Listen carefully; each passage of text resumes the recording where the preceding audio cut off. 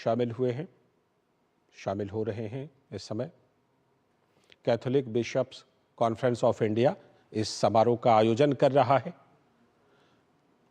और राजधानी नई दिल्ली में इस समारोह का आयोजन किया जा रहा है। प्रसिद्ध गोल डाक खाना जो है वहाँ पर Catholic bishop conference of India इस समारोह का आयोजन कर रहा है और इस संगठन का वहाँ पर हेडक्वार्टर है। उसी हेडक्वार्टर में प्रधानमंत्री नरेंद्र मोदी CBCI सेंटर परिसर है ये, जहाँ पर प्रधानमंत्री नरेंद्र मोदी इस क्रिसमस समारोह में पहुँचे हैं। तो ये नई दिल्ली स्थित CBCI सेंटर परिसर।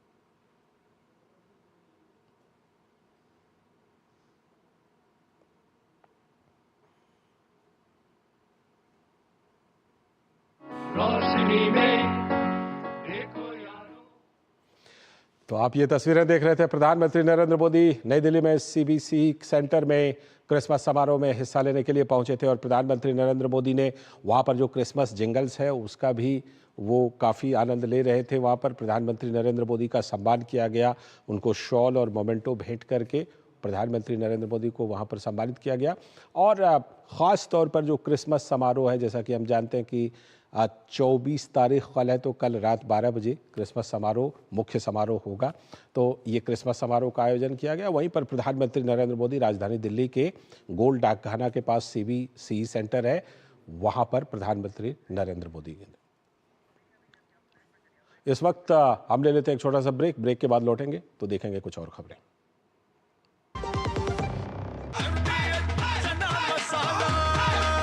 अब छोलिया हो या लोबिया, सफेद चने या काले चने, सब कुछ मजेदार बने। देश की उन्नति जिनके हाथों लिखी जा रही, जिनके कठिन परिश्रम से फसलें लहलहा रही। उन किसानों को कृतज्ञ भारत करता है नमन। विकसित भारत का बहुत बड़ा आधार हमारे किसान हैं। पीएम किसान योजना के तहत 3.46 लाख करोड़ रुपए, फसल बीमा योजना के तहत 1.70 लाख करोड़ रुपए, एमएसपी हेतु 2 लाख करोड़ रुपए, कृषि अवसंरचना कोष के तहत 1 लाख करोड़ रुपए किसानों को सरकार द्वारा आवंटित किए गए हैं। देश राष्ट्रीय किसान दिवस मना रहा है और भारत सरकार कृषि एवं किसानों के उत्थान के लिए निरंतर अपनी प्रतिबद्धता दर्शा रही है। जब धरती चीर कर निकलता है लोहे का पत्थर और मिलता है मोंगिया के जोश से, फिर तपता है, पिघलता है और बनता है फौलाद। अब होता है सरिया सारी खूबियों के साथ। मोंगिया स्टील, मजबूत देश का मजबूत सरिया। MDH का किचन किंग किचन में हो तो हम सब कुछ बना सकते हैं। बैंगन का भरता, आलू गोभी, भिंडी मसाला और भी बहुत कुछ। MDH।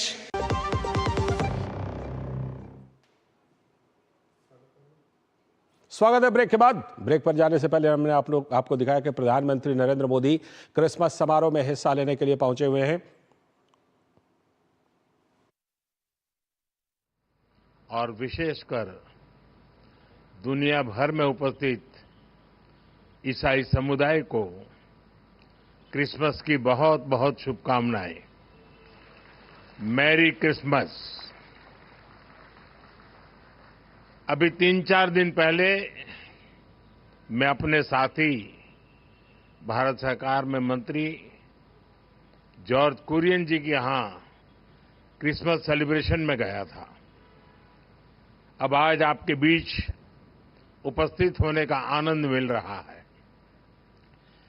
Catholic bishops conference of India CBCI का ये आयोजन क्रिसमस की खुशियों में आप सबके साथ जुड़ने का ये अवसर, ये दिन हम सबके लिए यादगार रहने वाला है।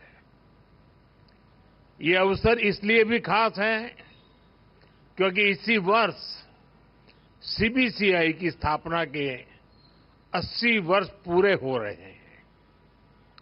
मैं इस अवसर पर CBCI और उससे जुड़े सभी लोगों को बहुत बहुत बधाई देता हूं।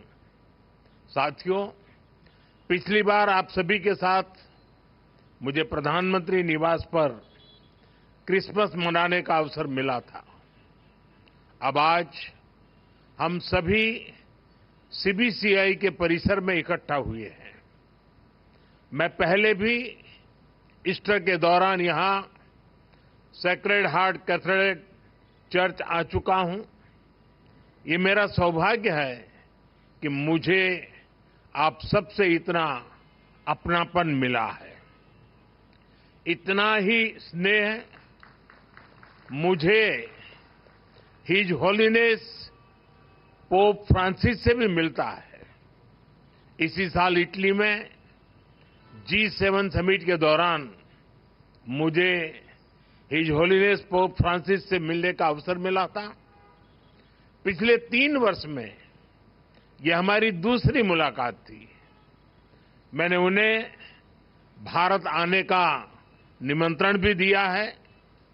इसी तरह सितंबर में न्यूयॉर्क दौरे पर कार्डिनल पीट्रो पैरोलिन से भी मेरी मुलाकात हुई थी। ये आध्यात्मिक मुलाकात, ये स्पिरिचुअल टॉक्स, इनसे जो ऊर्जा मिलती है वो सेवा के हमारे संकल्प को और मजबूत बनाती है। साथियों, अभी मुझे हिज एमिनेंस कार्डिनल जॉर्ज कुवाकार्ड से मिलने का और उन्हें सम्मानित करने का अवसर मिला है। कुछ ही हफ्ते पहले हिज एमिनेंस कार्डिनल जॉर्ज कुवाकार्ड को हिज होलीनेस पोप फ्रांसिस के कार्डिनल की उपाधि से सम्मानित किया है। इस आयोजन में भारत सरकार ने केंद्रीय मंत्री जॉर्ज कुरियन के नेतृत्व में आधिकारिक रूप से एक हाई लेवल डेलीगेशन भी वहां भेजा था। जब भारत का कोई बेटा सफलता की इस ऊंचाई पर पहुंचता है तो पूरे देश को गर्व होना स्वाभाविक है।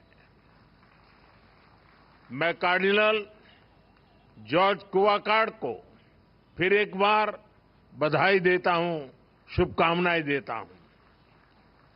साथियों, आज आपके बीच आया हूं तो कितना कुछ याद आ रहा है।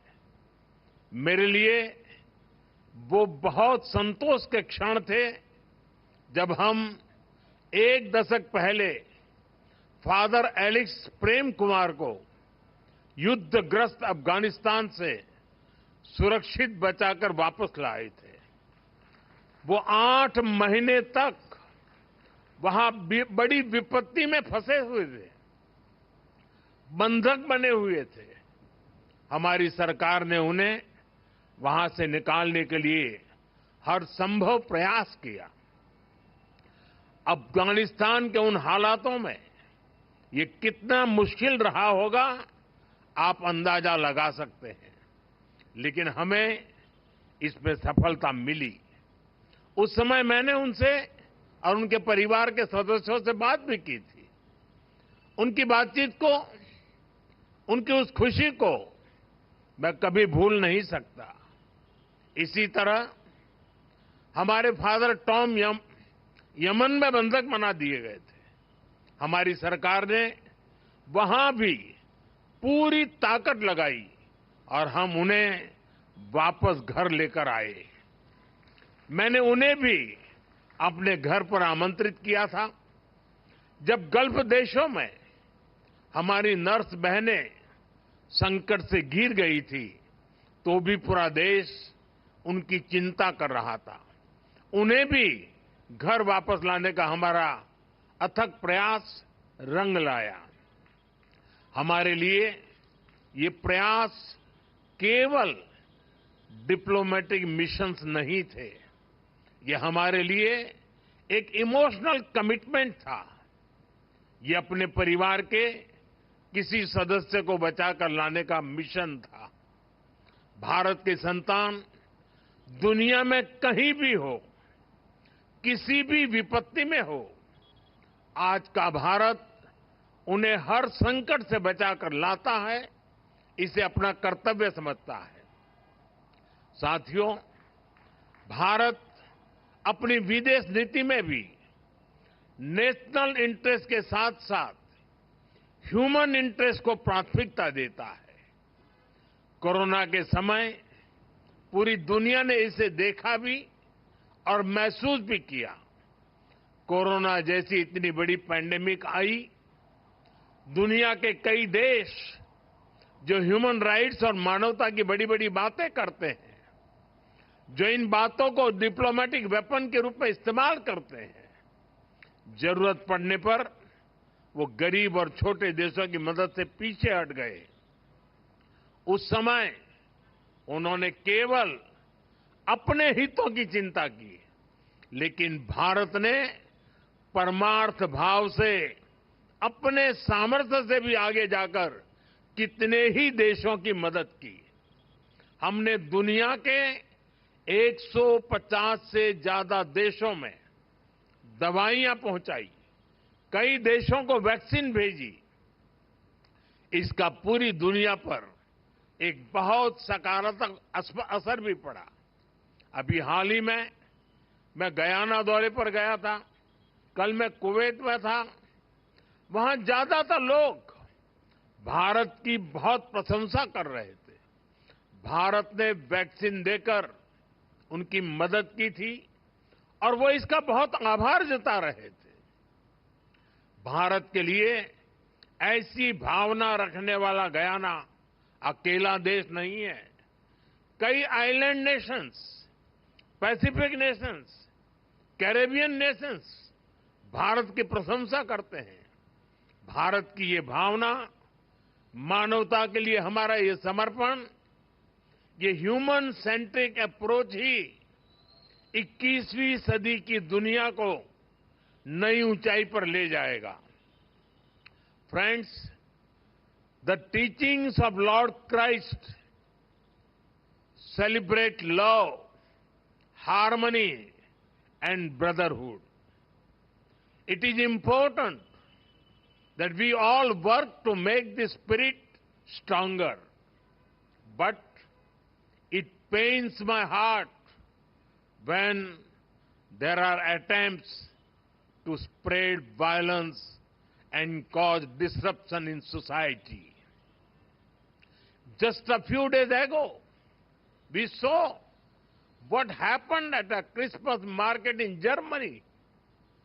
During Easter in 2019, churches in Sri Lanka were attacked.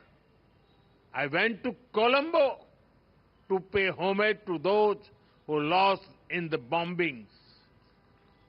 It is important to come together and fight such challenges. Friends, the Christmas is even more special as you begin the Jubilee year, which you all know holds special significance. I wish all of you the very best for the various initiatives for the Jubilee year. This time, for the Jubilee year, you have picked a theme which revolves around hope.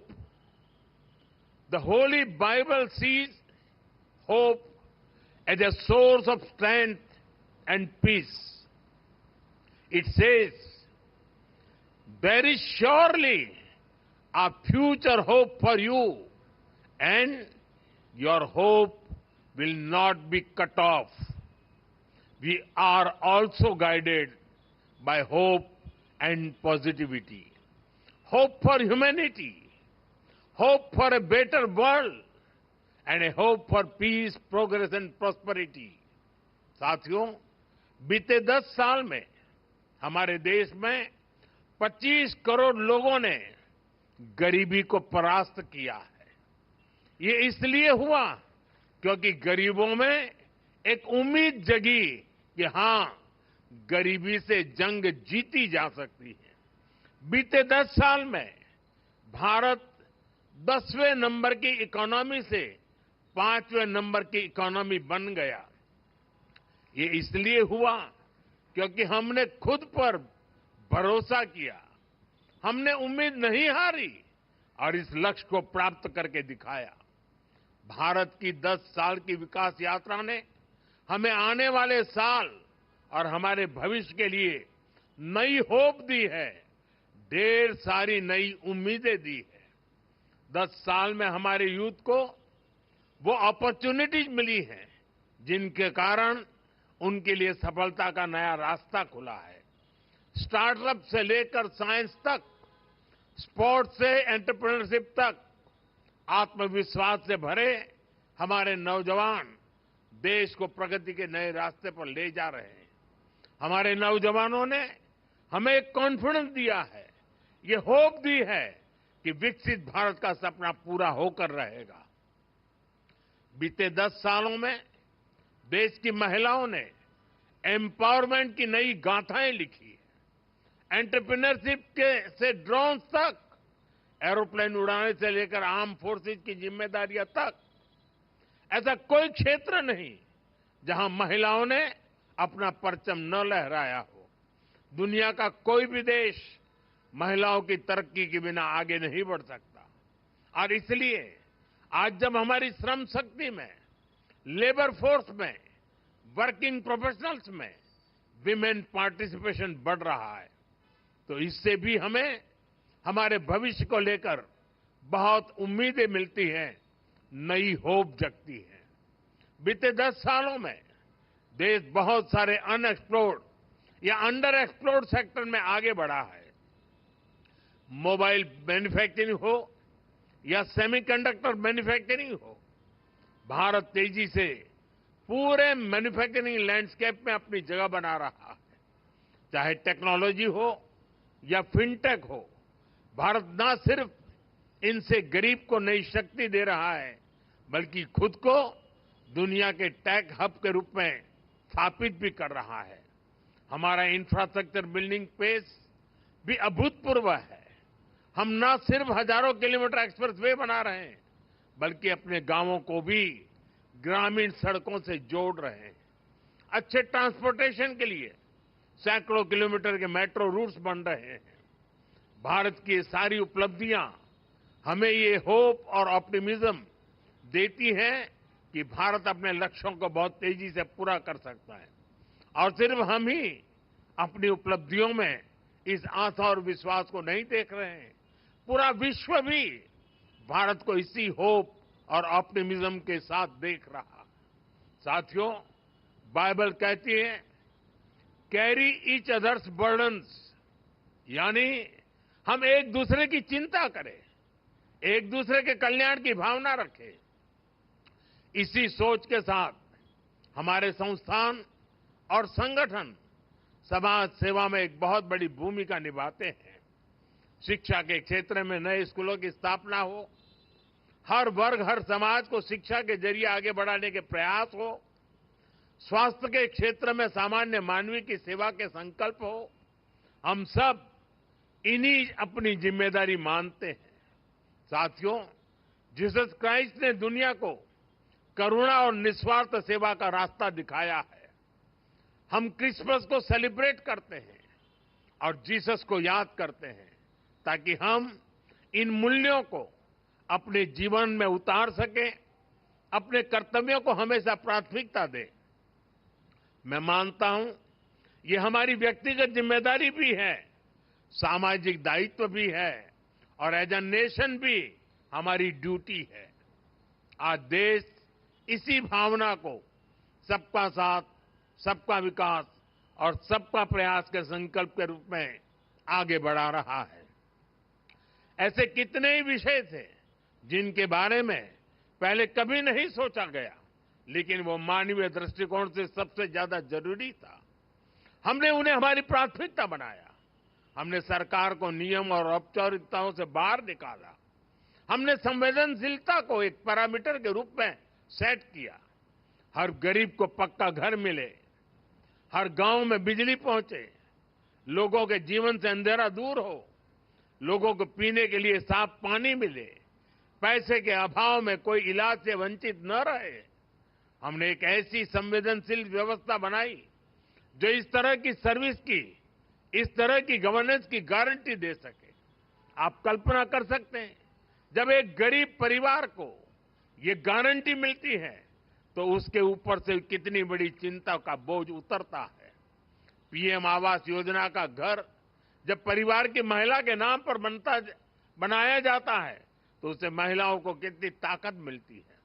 हमने तो महिलाओं के सशक्तिकरण के लिए नारी शक्ति वंदन अधिनियम लाकर संसद में भी उनकी ज्यादा भागीदारी सुनिश्चित की है। इसी तरह आपने देखा होगा, पहले हमारे यहां दिव्यांग समाज को कैसी कठिनाइयों का सामना करना पड़ता था। उन्हें ऐसे नाम से बुलाया जाता था जो हर तरह से मानवीय गरिमा के खिलाफ था। ये एक समाज के रूप में हमारे लिए अफसोस की बात थी। हमारी सरकार ने उस गलती को सुधारा। हमने उन्हें दिव्यांग ये पहचान देकर के सम्मान का भाव प्रकट किया। आज देश पब्लिक इंफ्रास्ट्रक्चर से लेकर रोजगार तक हर क्षेत्र में दिव्यांगों को प्राथमिकता दे रहा है। साथियों, सरकार में संवेदनशीलता देश के आर्थिक विकास के लिए भी उतनी ही जरूरी होती है। जैसे कि हमारे देश में करीब 3 करोड़ फिशरमैन हैं और फिश फार्मर्स हैं, लेकिन इन करोड़ों लोगों के बारे में पहले कभी उस तरह से नहीं सोचा गया। हमने फिशरीज के लिए अलग मिनिस्ट्री बनाई, मछली पालकों को किसान क्रेडिट कार्ड जैसी सुविधाएं देना शुरू किया। हमने मत्स्य संपदा योजना शुरू की। समंदर में मछली पालकों की सुरक्षा के लिए कई आधुनिक प्रयास किए गए। इन प्रयासों से करोड़ों लोगों का जीवन भी बदला और देश की अर्थव्यवस्था को भी बल मिला। Friends, from the ramparts of the Red Fort I had spoken of सबका प्रयास. It means collective effort. Each one of us has an important role to play in the nation's future. When people come together, we can do wonders. Today, socially conscious Indians are powering many mass movements. Swachh Bharat helped build a cleaner India. It also impacted health outcomes of women and children. Millets or Shriyand grown by our farmers are being welcomed across our country and the world.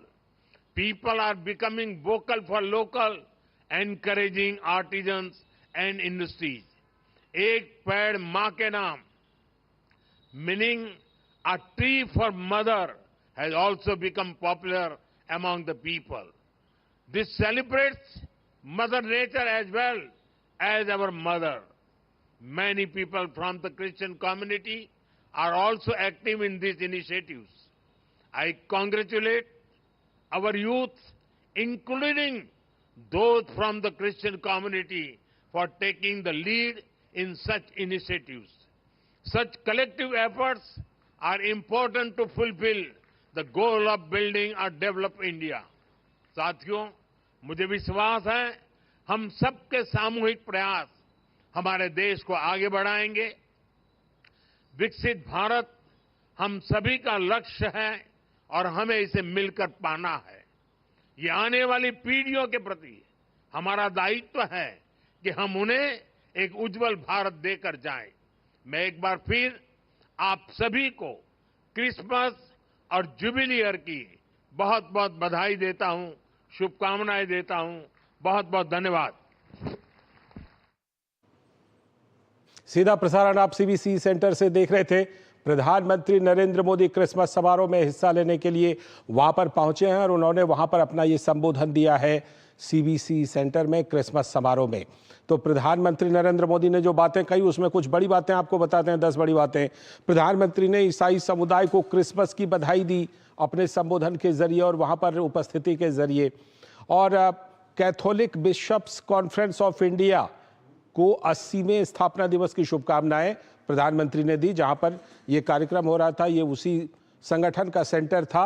हम Jesus Christ के मूल्यों को जीवन में उतारना चाहते हैं। प्रधानमंत्री नरेंद्र मोदी ने खासतौर पर यह बात कही इस समारोह में। इस मौके पर क्रिसमस की खुशियों में आपके साथ जुड़ने का अवसर बेहद खास है। प्रधानमंत्री नरेंद्र मोदी ने यह बात कही और ये पहली बार है जब कोई प्रधानमंत्री वहां पर गए हैं। भारत की विदेश नीति में राष्ट्रहित के साथ मानव हित को भी प्राथमिकता है और वो हमारे योजनाओं और कार्यक्रमों में दिखाई पड़ता है। हम कोरोना के दौरान, उन्होंने उदाहरण दिया कि कोरोना के दौरान हमने कई देशों को वैक्सीन पहुंचाकर मदद की, यानी वैक्सीन मैत्री कार्यक्रम जो है उसका प्रधानमंत्री नरेंद्र मोदी ने खास तौर पर जिक्र किया अपने संबोधन में। साथ ही प्रधानमंत्री ने कहा कि बीते 10 सालों में 25 करोड़ लोगों ने गरीबी को परास्त किया है और वो गरीबी रेखा से ऊपर आए हैं।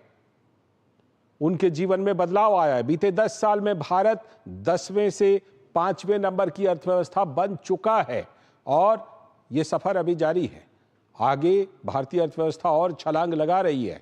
बीते 10 सालों में भारत के युवाओं को नए अवसर मिले हैं। तो प्रधानमंत्री नरेंद्र मोदी ने खास तौर पर यह भी कहा कि हमारे युवाओं ने उम्मीद दी है कि विकसित भारत का सपना पूरा होकर रहेगा और जो 2047 तक विकसित भारत का सपना है, सभी को राष्ट्र निर्माण में भागीदारी निभानी चाहिए। प्रधानमंत्री ने इस मौके पर खास तौर पर आह्वान किया। विकसित भारत के लिए सामूहिक प्रयास की जरूरत है। इसमें सबको अपनी अपनी भूमिका निभानी होगी, सरकार भी और